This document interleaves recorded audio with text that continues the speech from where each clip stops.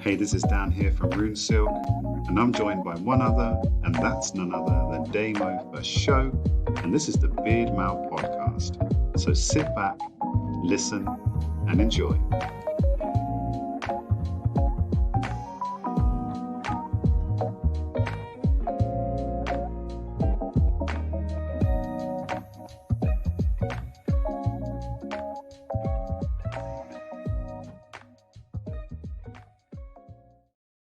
Love is in the air everywhere. Every time I look around, love is in the air.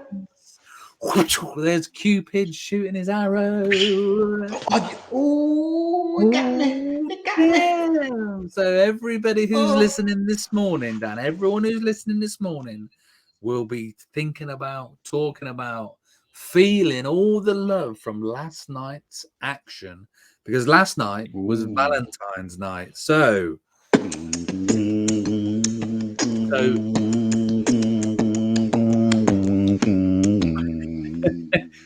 that was the sound of Dan making love.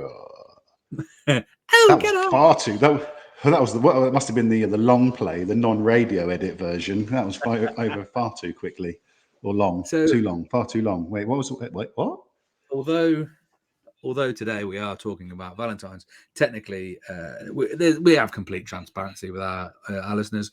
We're recording this in advance, so it's nowhere near Valentine's Day right now. So I was going to say, Dan, did you get any last night? Did you have some love? But A, I know that the dates are all wrong, and B, technically, it's far away. But the listeners. And who knows? This might even go out the week before Valentine's Day, depending on when we decide to release it. Because we could actually release this the week before Valentine's Day, and then we need to decide very quickly. We need to decide. Well, quickly. I mean, should we be giving tips for Valentine's Day, or should we reflecting post Valentine's Day, or should we just be doing the whole thing? That's a good point, actually. That's a really good point. We didn't really plan this one very well. We just thought, Valentine's Day is coming around the corner, and it's usually an interesting subject that sometimes Valentine's Day can be quite a sad time if you don't have a Valentine's Day. Do you have plans usually? Do you go out and do the schmooze? Do you go out and wine and dine? And I know for a fact that you will not be with your lovely lady on Valentine's Day this year, so I feel sorry for you. She's away. I'm hoping that you've done some research and you've got Google there and you have got, top tips for dating, or you've got some history about what Valentine's is and where it comes from. And I'm going to keep talking while you Google it because I think we're going to need it. So we could talk about the history of Valentine's Day, what Cupid is, who it's about. But also, in answer to your question, I don't know if my good lady has got anything planned special for me, because obviously it's 2023 now. Whereas in the olden days, it would have been the gentleman's thing to organise something, perhaps some roses and some wine and some flowers and some lovemaking. But now it's 2023, so chivalry's dead, mate. I'll wait and see if she gets me a pot noodle and whether I'm. Well, I don't know. I have no idea what's happening. Should I ask her? Well, I mean, you say that it being about 2023, but I mean, Valentine's Day is celebrated very differently depending on where you are in the world. Because I mean, a lot of it's the the romanticism, and the man should take the woman out for dinner. One of my favourite things, actually, I think it's. Have you heard? I think is it John Jeffries, the New Zealand comedian, where he does a sketch about Valentine's Day, and he's like, Valentine's Day always falls on his birthday. He's like, so whatever happens, I have to even buy my, I even got paid for dinner on my own bloody birthday. That one absolutely killed me. But it goes in. It's quite an interesting one where he tells you exactly what he would do just for someone else to split the bill. It's a funny sketch. If you've not heard it, I won't continue about it because it's quite controversial. But in Japan, for example, Valentine's Day is celebrated by women giving chocolates to the men in their lives, with a different type of chocolate given to a romantic partner compared to a gift given to a friend or a colleague. In South Korea, it's customary for men to give women gifts on Valentine's Day, with the focus being on romantic love, so not too dissimilar to the West. In Italy, couples exchange gifts such as flowers and chocolates and go out for a romantic dinner. again. I'm sure my wife's like, right, what countries have all of these awesome stuff where the man does everything? And in France, Valentine's Day is seen as an opportunity to declare one's love and commitment, and couples often exchange small tokens of affection like cards, flowers, or jewelry. I'm starting to see a bit of a pattern here. In Brazil, Valentine's Day is celebrated as Dia dos Namorados, and is a time for couples to spend time. Oh, you know this one, Dia dos Namorados. It's a time for couples to spend time together and exchange gifts such as flowers and chocolates. I'm seeing a big theme here, flowers and chocolates. We need to see some more creativity here. Come on now. In India, Valentine's Day is relatively new, but it's gaining popularity as time to celebrate romantic love with flowers, chocolates, and would you believe it, gifts. So it's not too dissimilar. Dissimilar. That's not the word. It's not too uncommon to see women treating men. Like you did mention, 2023. We're all very much fighting for equal rights and blah blah blah and equality and stuff. So, why shouldn't we split the bill? I think I could really get that you were up for that. The way you said we're all fighting for equal rights and blah blah blah blah. I'm done. I'm going to make this podcast a little bit sexier because I'm assuming there what you've done is gone on Google and just read out some stuff, right? What you really should have done to make our ratings go through the roof is you should have typed into ChatGPT everything you know about your good friend who you're doing the podcast with and his good lady. So what's happened is, Dan, behind the scenes while you were waffling about Google, I've typed in, please write me a Valentine's poem for Meg and Dan, who are in love, right? And what I've done is I've put all the information that they will need to succeed, and I've put in everything that I know about you and your good lady, Meg. It says, Dan has a beard and Meg is South African. Full stop. So here's what it's come up with. Good work, ChatGPT. Meg and Dan, a love so bright, together they shine with all their might. Dan with his beard, so strong and bold. Meg, a South African beauty, never growing old. They laugh and love through thick and thin, their hearts intertwined, forever to win. With each kiss their love grows strong, a bond unbreakable where they both belong. So on this day of love, they share a dance under the stars in a sweet romance. They hold each other close and whisper in the night, their love for each other shining oh so bright. Meg and Dan, a perfect pair, their love a story beyond compare. May their love continue to flourish and grow, forever and always, letting their hearts aglow. That's beautiful. It's beautiful. Yeah, that's nice. Although it would have been better if it could have introduced a line that said something like, "For the next 2 minutes, Megan would feel nothing but heaven as Dan presented his 1.7." Now, ChatGPT would not have been able to do that. You know what I mean? That's where you're still in the game. You're still in the game. It needs to listen to the Beardmail podcast to start getting some more tips. But quite interesting, actually. I'm just looking at the history of Valentine's Day, and it says the exact origin of the holiday is unclear, but several legends and historical events associated with it, and here are a few of them. Saint Valentine. One popular theory is that the holiday is named after Saint Valentine, a Catholic priest who was martyred for secretly marrying couples in ancient Rome during a time when marriage was forbidden. That would make sense. Well, it kind of doesn't really, because that's not really, then I don't know. I don't buy it. Pagan festival. Another theory is that the holiday has its roots in a pagan festival called Lupercalia, which was celebrated by the ancient Romans in mid-February. This festival was associated with love, fertility, and the coming of spring. Now that makes more sense, right? Because obviously spring is a time of again, fertility, the birth, the new coming, the growing of the plants, and quite a lot of animals tend to wow around that sort of time. And then the third one is medieval poetry. Dan, I think that was about the time the frog and the chimpanzee met around February, spring time. The 14th. That have listened. Sorry, next segment.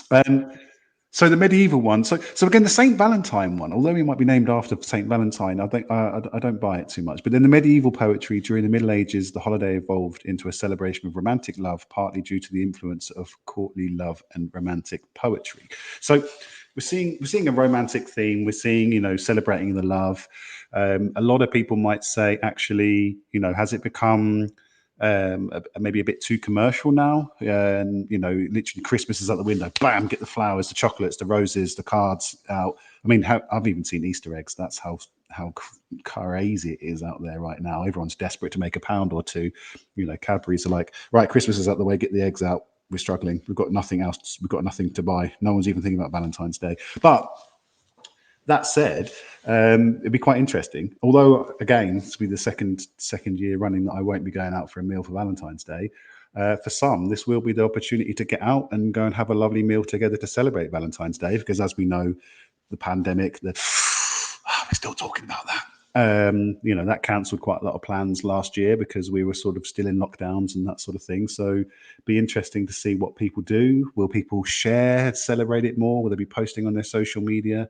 Who knows? I, for one, will be having a pot noodle for one because, yes, as Damo alluded to, Megan is away. She's off to see her dad in South Africa for the whole of February, pretty much. What it will feel like with 3 kids on your own during half term. God forgive me. What the hell am I going to do with them? Yeah, so it's going to be an interesting one. so if anyone fancies bringing me round something nice to eat, because I'll probably be in the corner going, shaking away, going, oh my God, I don't know how to do this single parenting thing. You're probably going to be shaken away, Dan, but the kids will have gone to bed and you'll be by yourself. Do you know what Valentine's to me. Do you know what Valentine? Well, you're crying into that empty pot noodle tub. Do you know what Valentine's means to me? Valentine's means it's only 1 month away from steak and blowjob day, right? It's like, come on, 1 month to go. Come on. So yeah, I'll probably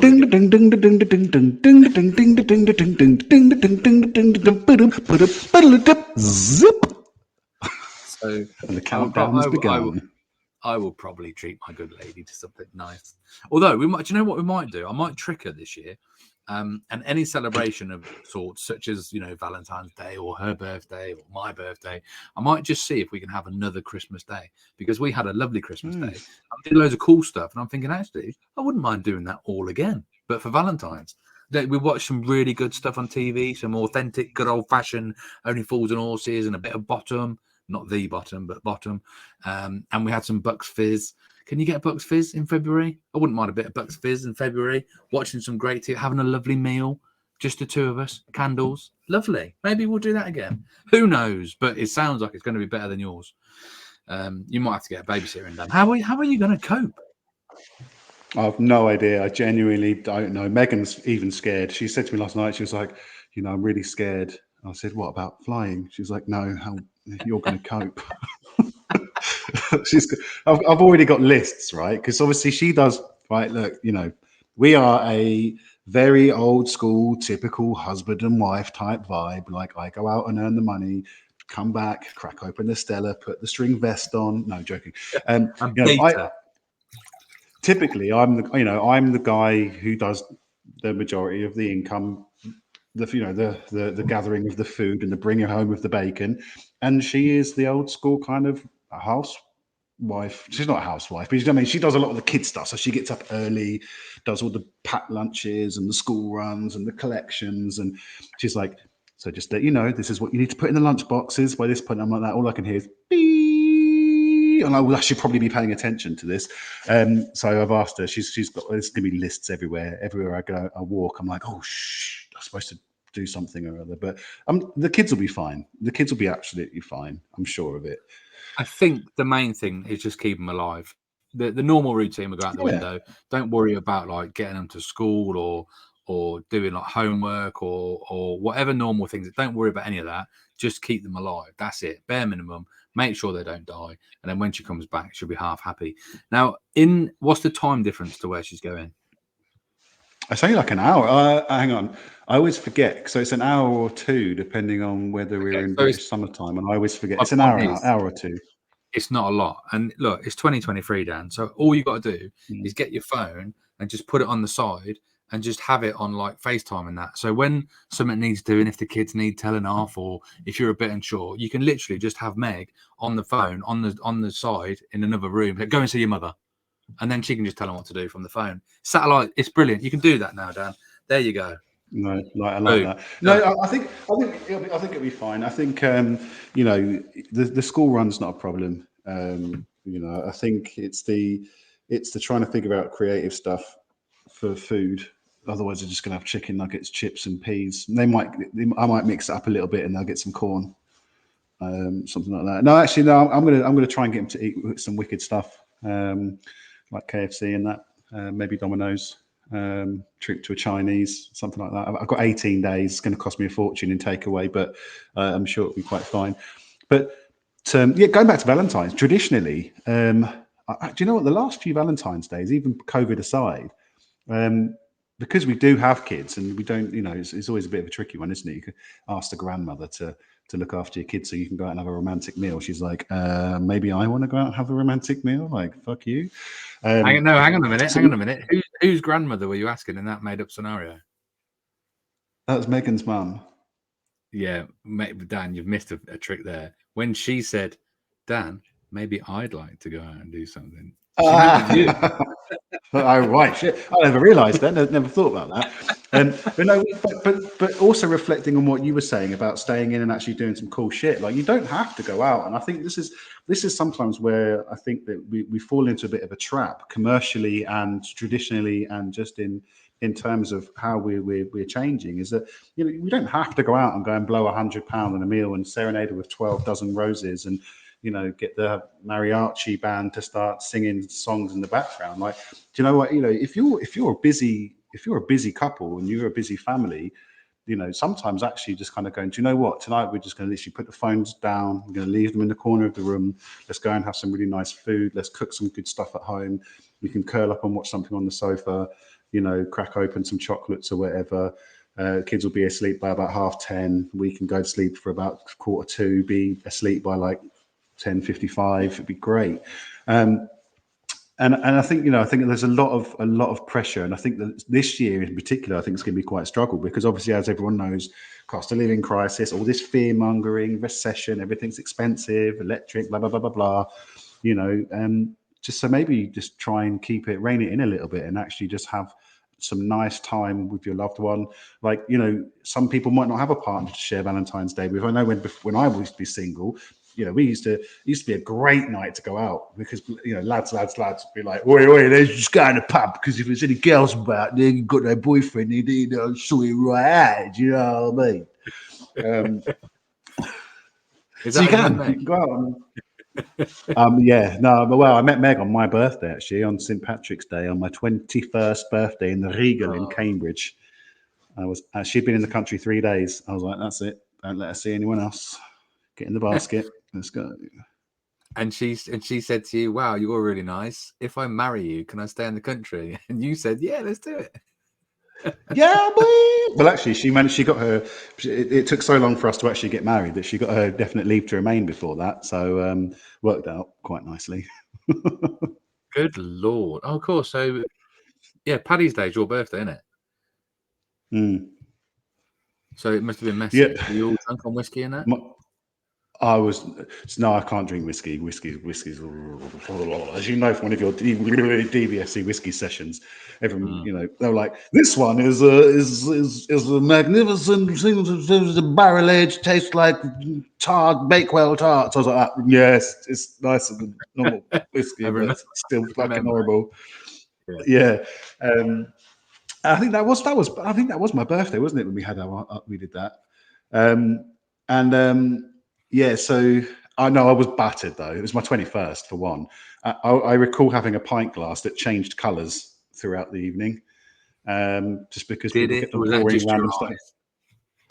No. Honestly, because people were like, I'd literally. Megan even laughs at me to the day because I was chatting her up, and she could see people. I had my glass to the side on the table, talking to Megan, not really looking at my glass, and then she would laugh because someone would walk past and pour like a shot of Jägermeister in there, or like a shot of apple sours, and then like maybe an aftershock, you know, and top it up with a bit of vodka Red Bull. So it literally my one single glass had about 74 different colours throughout the evening. I only had one drink that night. That one. Is that one? That's all I needed.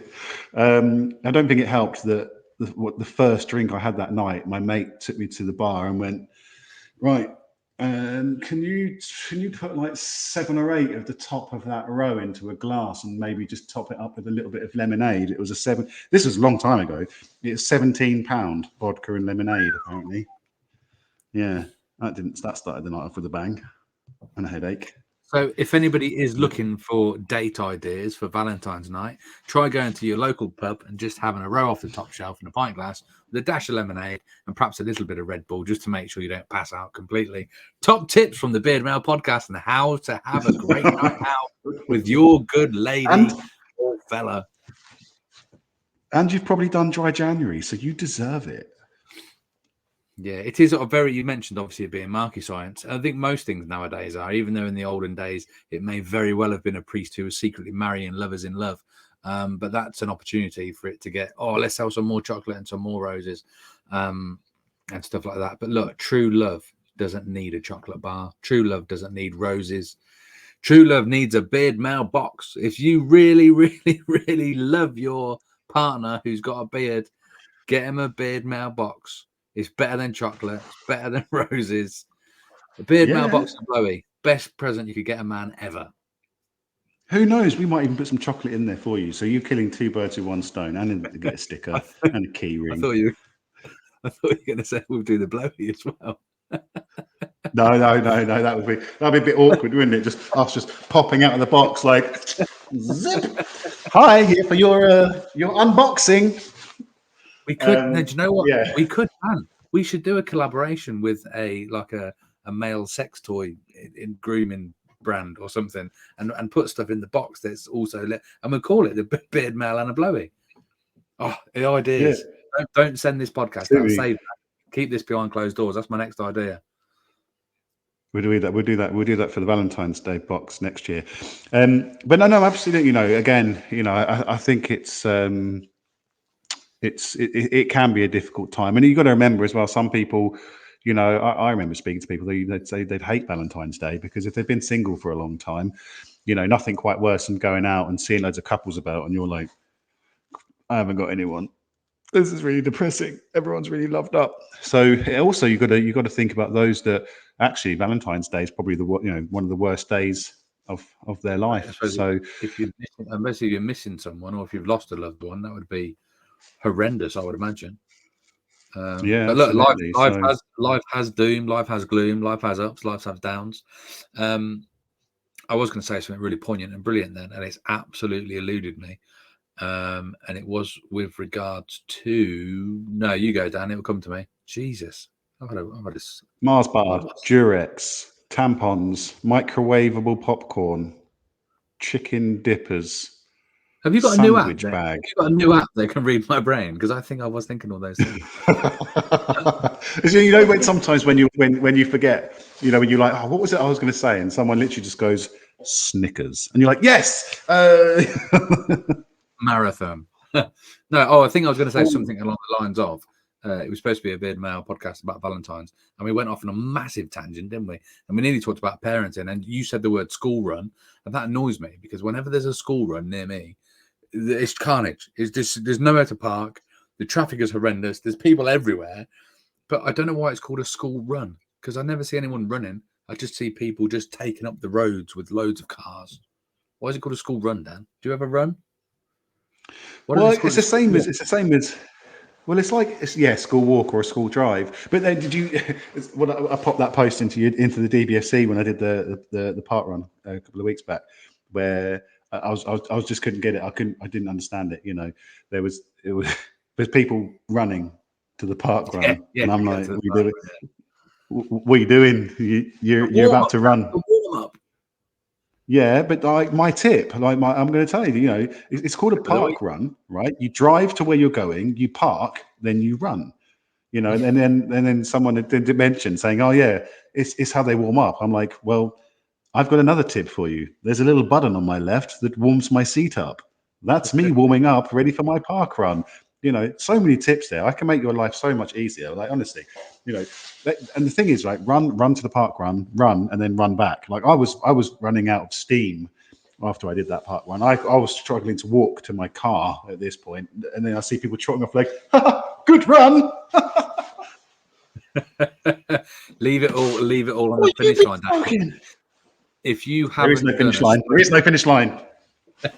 If you haven't done a sprint finish, and if you haven't died a death after the funnel, then you haven't put enough. If you've still got some in the tank to run home, then you haven't ran hard enough, is what I say. Same exactly top tip for when you're making love on Valentine's night, by the way. Oh yeah, absolutely. Don't run upstairs and then have to do the do's and then run downstairs, because if you have, that's wasted energy. If you're only putting 40% into your session and you've still got 60% left to run up and downstairs to get a cup of tea afterwards, are you sort her out. Are you suggesting for the warm up you should just flick the electric blanket on?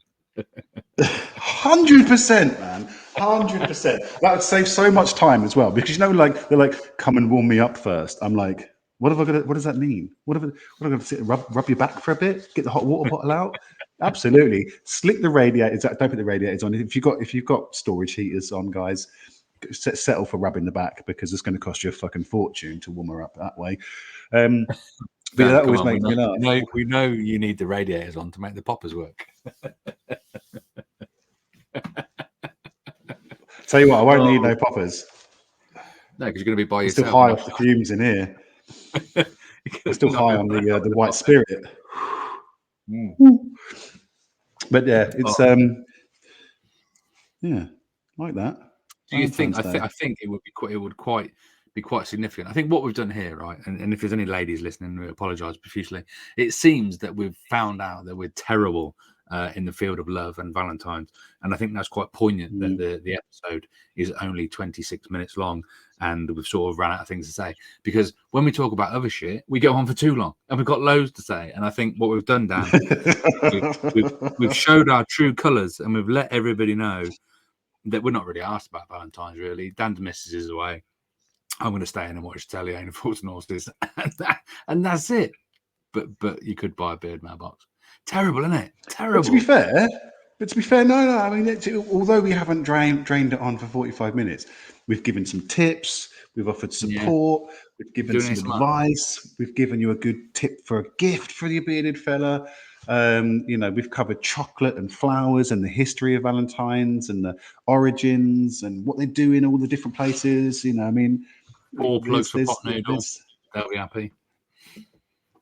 Pot noodle needs to start sponsoring us. Actually, you'd love it if pot noodle sponsored our podcast. Could you imagine that? It'd give you a year's supply of chicken and mushroom. 1,000,000%. Oh, I actually had chicken and mushroom.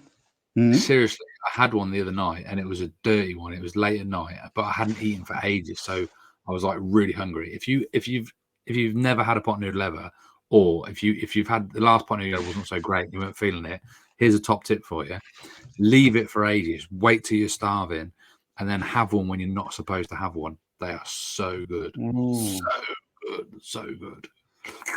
Have you ever reheated a pot noodle in the microwave?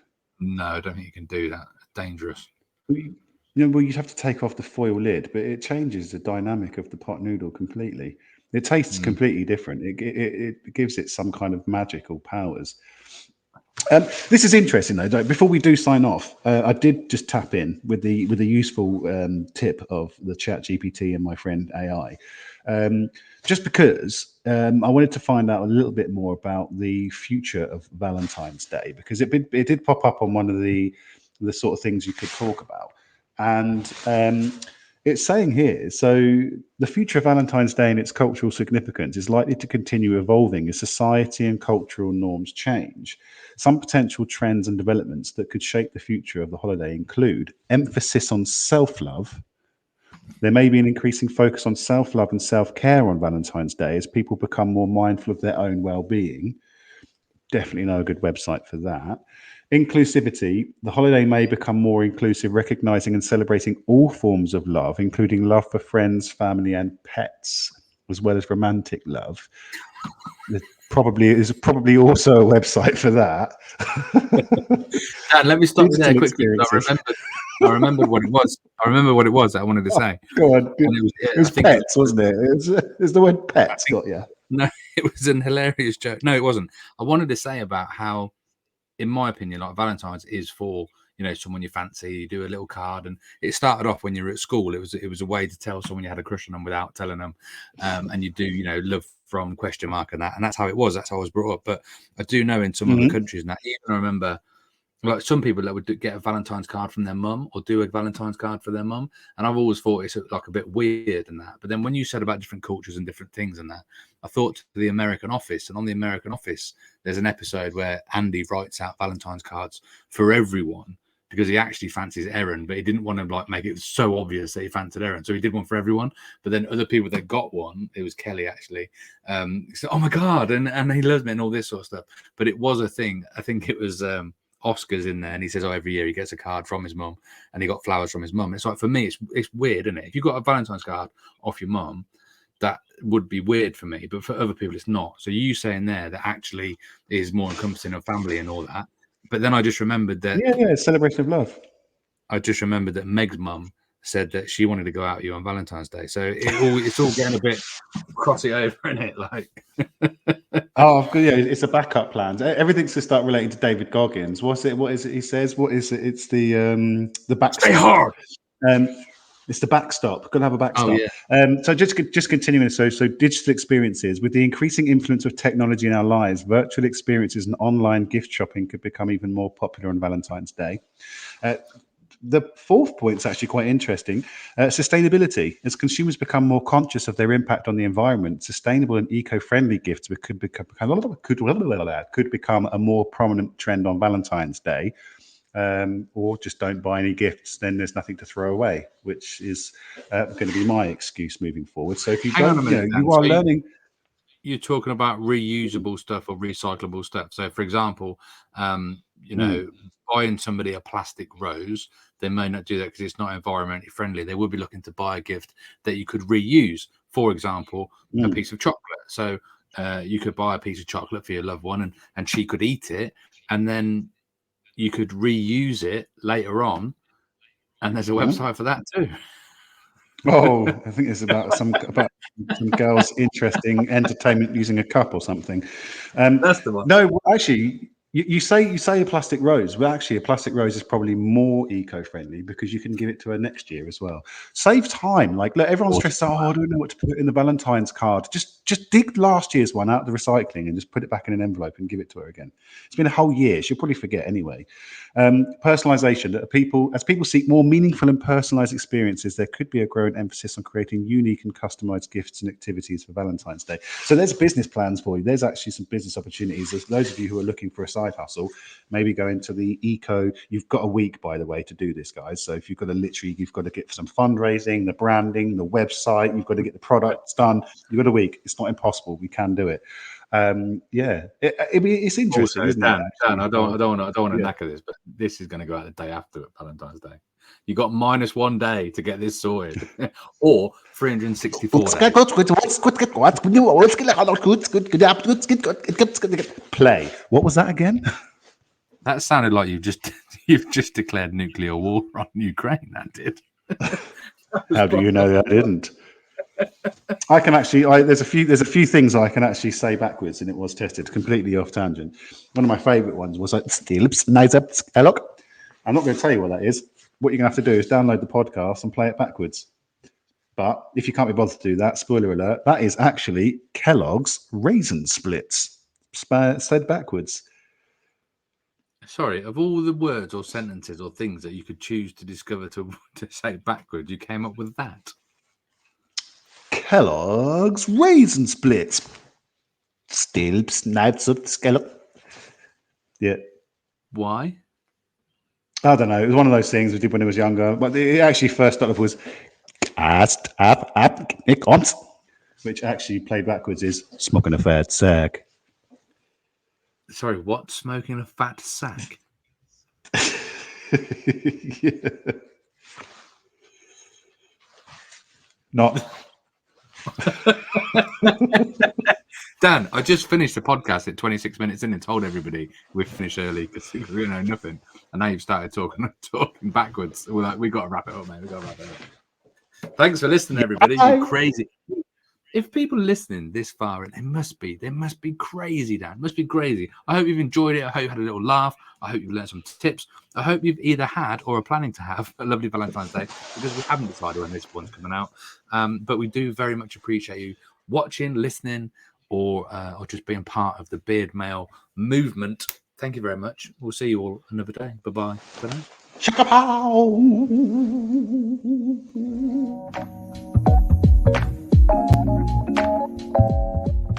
Thanks for listening or watching the Beardmail podcast. We have new episodes dropping at 07:30 a.m. every Wednesday in UK time. So we thank you very much for watching. Check us out on www.beardmail.co.uk for everything that's new and happening soon. Thanks for listening, guys.